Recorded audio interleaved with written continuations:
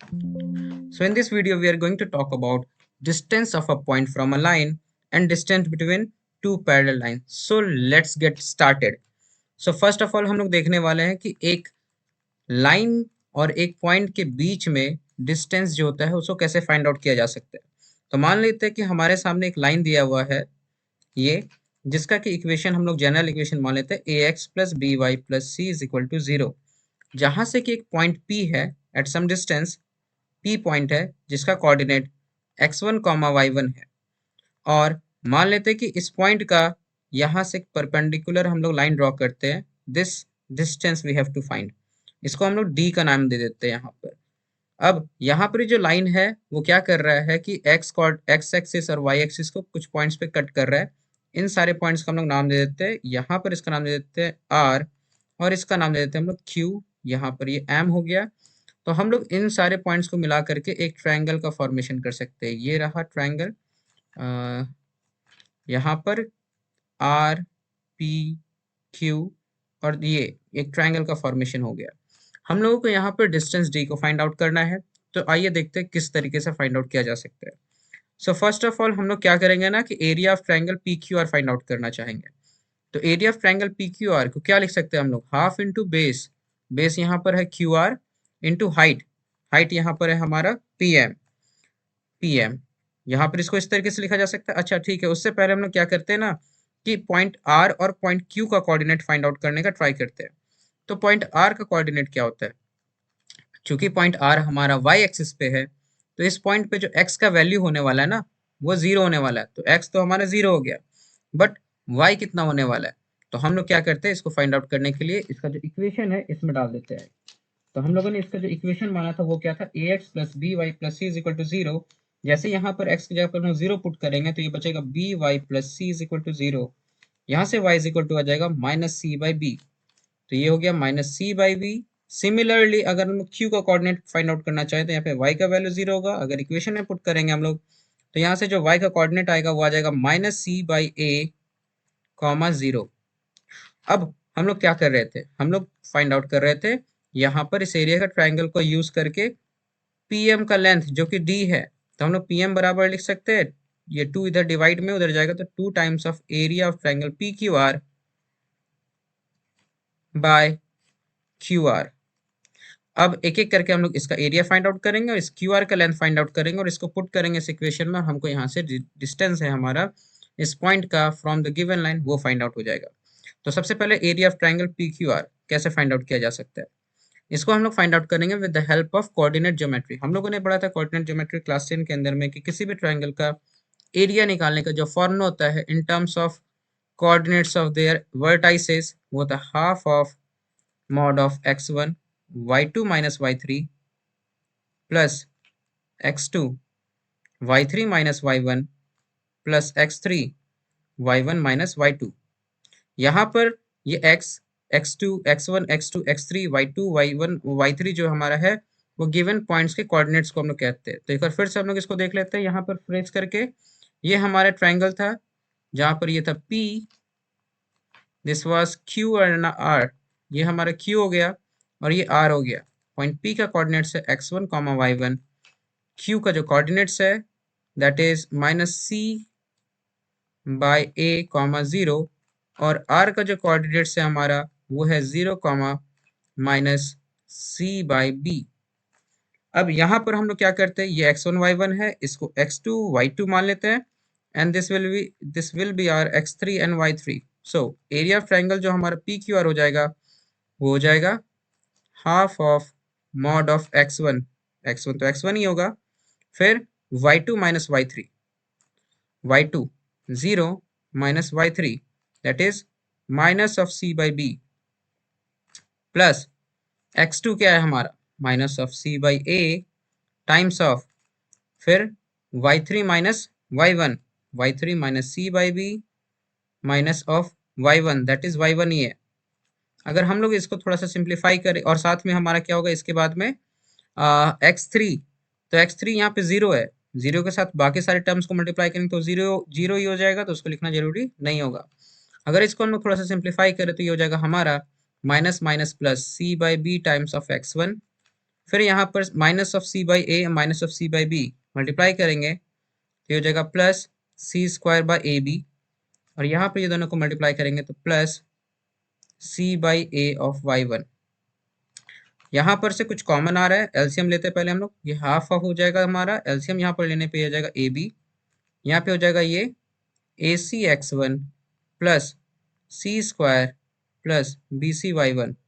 यहाँ पर हम लोग क्या देख रहे हैं कि सी जो है वो सारे में टर्म है ऊपर में, तो ये सी बाहर आ जाएगा और नीचे से ए बी, तो सी बाई ए बी, और यहाँ पर 1/2 तो बाहर था ही, तो ये 1/2 को नीचे में हम लोग 2 लिख दे रहे हैं, और यहाँ पर अंदर बचा a x one plus B Y one plus c mod में।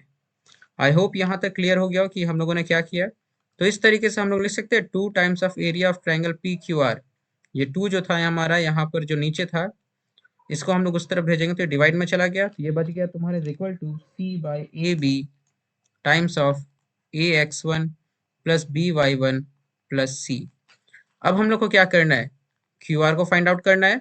तो क्यू आर को फाइंड आउट किस तरीके से किया जा सकता है, हम लोग देखते हैं क्यू आर को कैसे फाइंड आउट कर सकते हैं।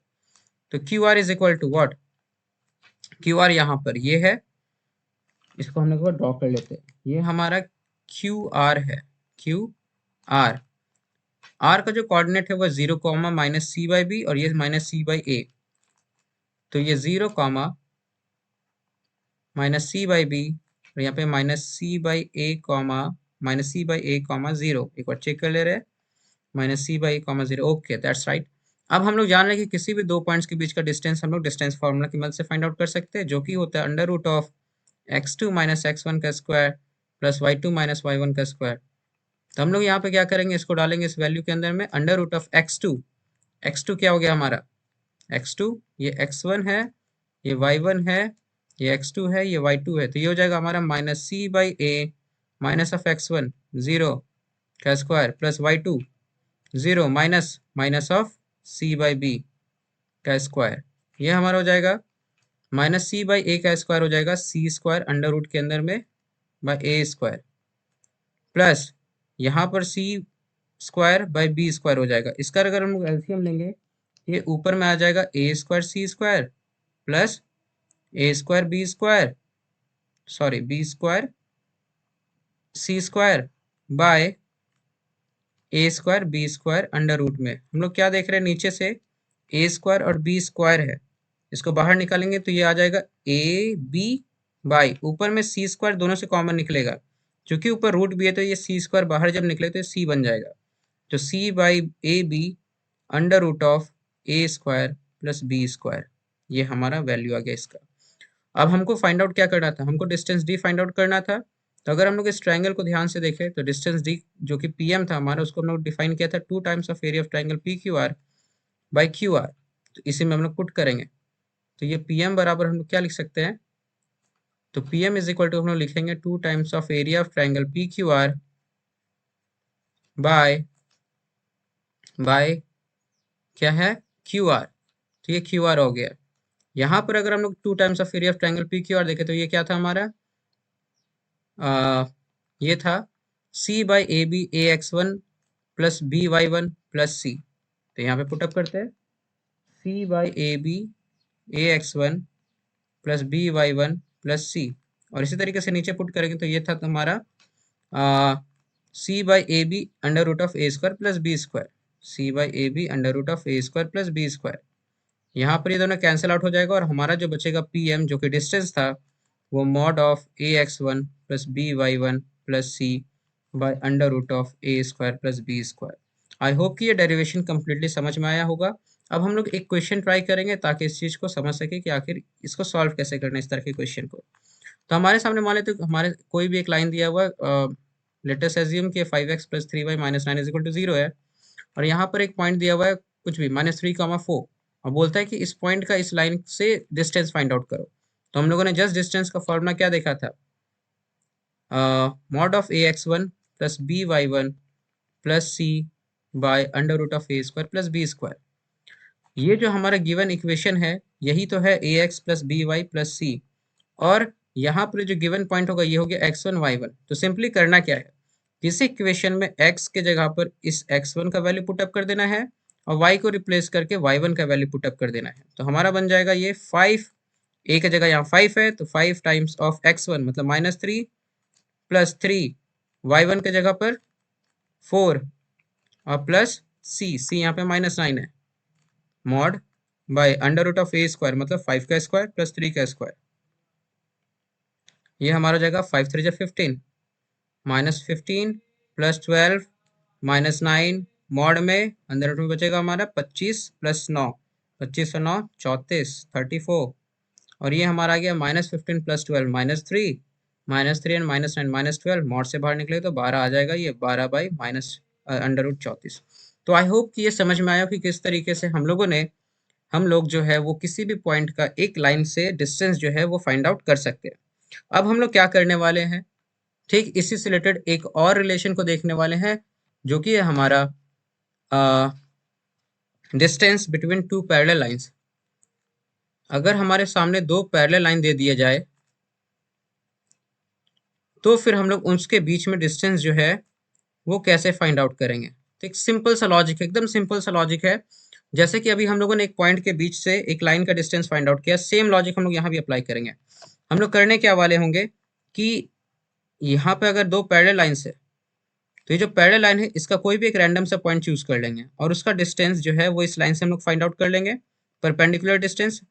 इस पॉइंट का जो डिस्टेंस इस लाइन से होगा वही इस लाइन का डिस्टेंस इस लाइन से होने वाला है। तो आई होप ये लॉजिक समझ में आ रहा होगा। तो चलिए हम लोग देखते हैं कि किस तरीके से इसका एक्सप्रेशन जो है वो डेराइव करते हैं। तो हम लोग यहाँ पे अज्यूम कर लेते हैं, तो हम लोग मान ले रहे हैं ये हमारा हो गया X axis, sorry Y axis, ये हमारा हो गया एक्स एक्सिस। यहाँ पर ये हमारा एक लाइन हो गया और इसको हम दूसरे कलर से डिनोट कर दे रहे हैं। ये हमारा उसका एक पैरेलल लाइन है। लेट अस अज्यूम ये जो है वो एक्स एक्सिस को कुछ पॉइंट पे कट कर रहा है, इस पॉइंट को हम लोग यहाँ पर डिनोट कर दे रहे हैं। इस पॉइंट का हम लोग कोऑर्डिनेट फाइंड आउट करना चाहते हैं। मान ले रहे हैं कि ये जो फर्स्ट लाइन है इसका जो इक्वेशन है वो है हमारा फर्स्ट लाइन को हम लोग ये कह रहे हैं, ये है L1, ये है L2। तो फर्स्ट लाइन का जो इक्वेशन है उसको हम लोग इस फॉर्म में लाते हैं, y is equal to mx plus c1। ये हमारा स्लोप इंटरसेप्ट फॉर्म है। जिसने भी जिसको ये पता नहीं है कि किस तरीके से लिखा जाता है तो जस्ट इसका एक वीडियो मैंने अपलोड किया था, चैनल पे होगा, जा करके सर्च कर ले या फिर लिंक मैं डिस्क्रिप्शन में दे दूंगा। तो y is equal to mx plus c1 हो गया, ये हमारा L1 और L2 क्या हो जाएगा, y is equal to mx plus c2। I hope ये क्लियर हो रहा होगा कि किस तरीके से काम जो हमारा ये कर रहा है। अब यहाँ पर ये दोनों इक्वेशंस इस तरीके से दिया हुआ है, चूंकि दोनों इक्वेशन पैरेलल है इसलिए दोनों का स्लोप जो है वो सेम होने वाला है, बट ये C1 और C2 का वैल्यू जो होगा, जो एक्स इंटरसेप्ट है हमारा, वो डिफरेंट होगा। तो हम लोग यहाँ से इस पॉइंट, ये जो ग्रीन पॉइंट दिख रहा है इसका हम लोग कोऑर्डिनेट फाइंड आउट करना चाहते हैं। तो सिंपल सा तरीका ये है कि L1 के लिए अगर हम लोग फाइंड आउट करना चाहते हैं तो हम लोग जान रहे हैं कि L1 को हम लोगों ने डिनोट किया था y is equal to mx plus c1। चूंकि ये x एक्सिस पे है तो वहाँ पे y का वैल्यू 0 होने वाला, y का वैल्यू जैसे 0 यहाँ पुटअप करेंगे तो x इज इक्वल टू हो जाएगा माइनस c1 बाई m। तो इस पॉइंट का जो कोऑर्डिनेट होगा वो हो जाएगा minus of c1 by m comma 0। I hope ये क्लियर हो रहा होगा। अब हम लोग बात करने वाले हैं क्या, तो हम लोग डिस्टेंस फाइंड आउट करेंगे इस पॉइंट का इस लाइन से। तो इस लाइन का इक्वेशन क्या था हमारा, y is equal to M x plus c1। इसको थोड़ा सा सिंप्लीफाई कर ले, सॉरी c2, तो इसको थोड़ा सा हम लोग लिख ले तो ये लिख सकते हैं mx minus Y plus c2 is equal to 0। I hope ये समझ में आ रहा होगा। तो सिंपली ये हमारा इक्वेशन है डिस्टेंस का, जस्ट हम लोगों ने फॉर्मूला देखा था। हम लोग क्या करते हैं कि जहाँ पर x है वहाँ पर इस पॉइंट का x कोऑर्डिनेट का वैल्यू पुट कर देंगे, जहाँ पर y है वहाँ पर इस पॉइंट का y कोऑर्डिनेट का वैल्यू पुट कर देंगे। तो ये हो जाएगा m times of minus c1 by m। जैसे ही यहाँ पर y की जगह 0 पुट करेंगे ये टर्म कैंसिल हो जाएगा, यहाँ बचेगा प्लस c2 मॉड में by under root of x का कोफिशिएंट का स्क्वायर प्लस y के कोफिशिएंट का स्क्वायर। तो यहाँ पर m है, इसका स्क्वायर m स्क्वायर, या -1 का स्क्वायर होगा तो +1 हो जाएगा।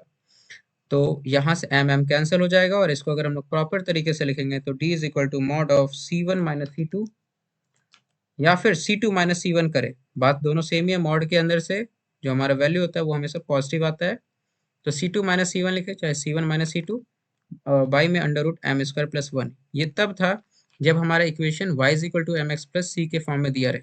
लेकिन अगर हमारा दोनों इक्वेशन जो है वो इस तरीके से दिया रहे ax plus B Y plus c1, comma 0 first equation, और दूसरा जो रहे वो a x plus B Y plus c two is equal to 0।